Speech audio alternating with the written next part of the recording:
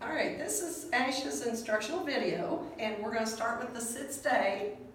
I have him in a sit, and to tell the dog to stay, right hand, palm open, right towards his nose, and you're going to use the word stay. Ash, stay. You can remind him, stay.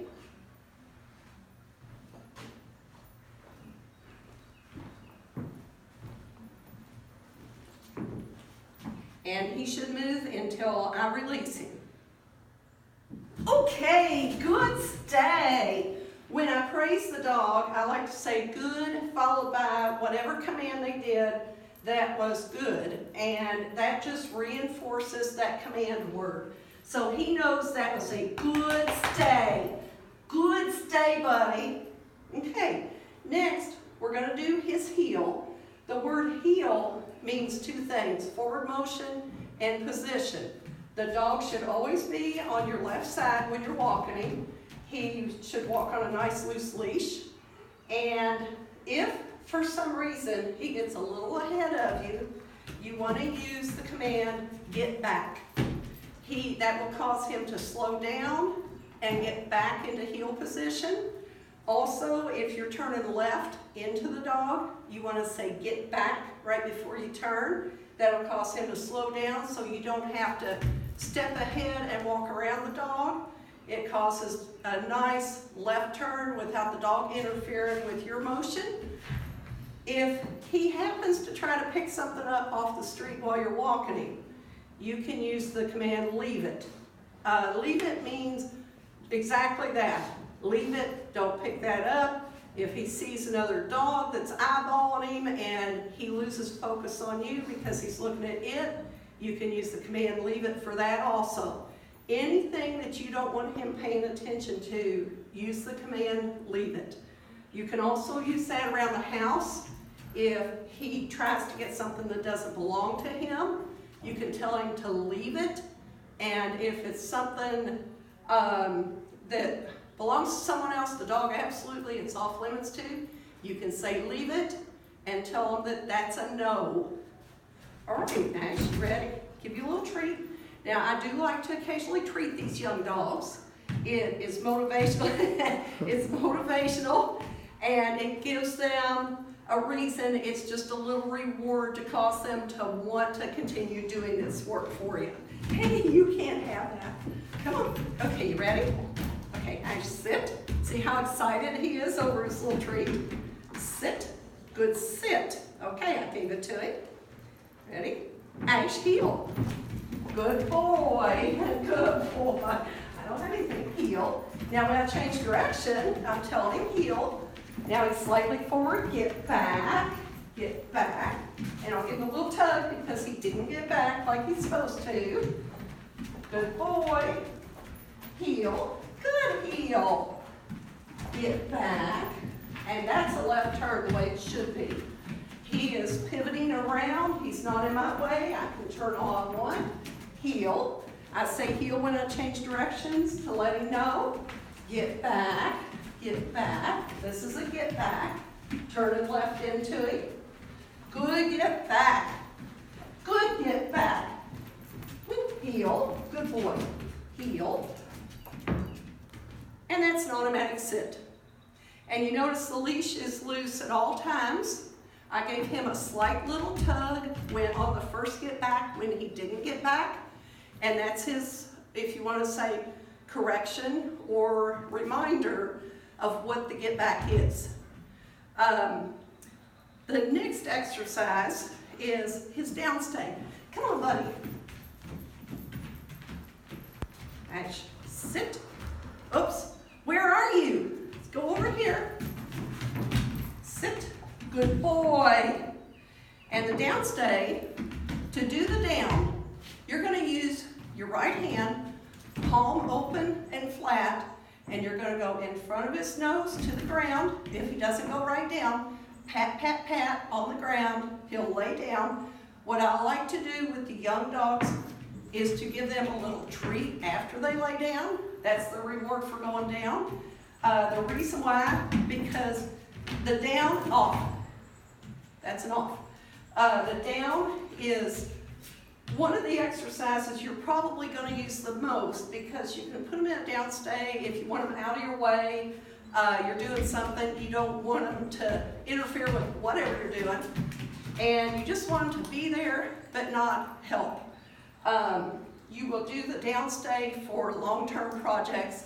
Don't try the sit stay, they get uncomfortable, they'll lay down, and they'll start laying down on your sit stays because they think, ooh, I'm going to be here a while and it's not comfortable. So I always go with a downstay if you're going to have them in that position for a while. So try to use the downstay just for that, or for any other reason that you want that dog to be there but not be helping you. All right, you ready? You think you want that? Ash, sit. Good boy. Ash, down. See how he slaps and he rolls over on his hip. He's comfortable. Good boy. I'll tell you, he's a good boy. Stay. The stay command's the same. Palm open. Stay. And tell him to stay there. And this is a comfortable position for the dog. This is where you'll leave him for long term. They typically roll over, go to sleep, take a nap. He should stay there until you tell him different, the same as the sit stay. And I like to walk back to him, dog on my left. And when you treat him for the down, don't treat him up above in the air. He'll start sitting up. As soon as he sees you move from wherever you are and come towards him, he'll sit up because the treat's being offered here. You always want to offer a treat on a downstay right between the front paws. And this is how I do it. I have his treat. He knows it. You notice he's not getting up because he knows getting up isn't going to get him the treat. What's going to get him the treat is between the paws. Here you go. Good down. What a good boy.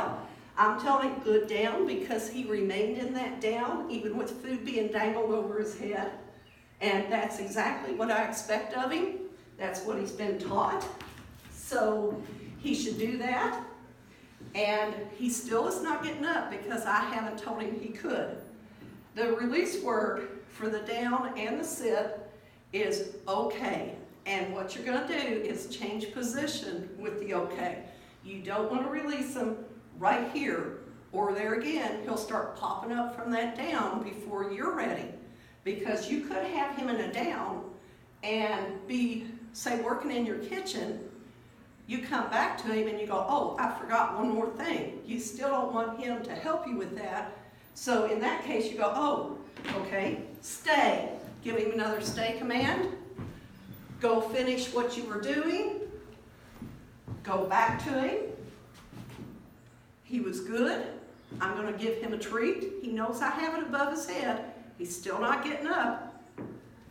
Good down. I'll give it right here between the paws. I feed him right here. And it's in my hand. I don't throw it on the floor. You want to hold that treat. And then when he's done, I'm going to offer him another treat for being so good. And I'm going to use the release word. Okay, yay! And see, I backed away from him. I don't go forward. I go sideways or backwards. Forward will cause them to start coming towards you, creeping towards you when you're working, and that kind of defeats the purpose of what that downstay is for. Okay, come on, come on. Now, next is his recall.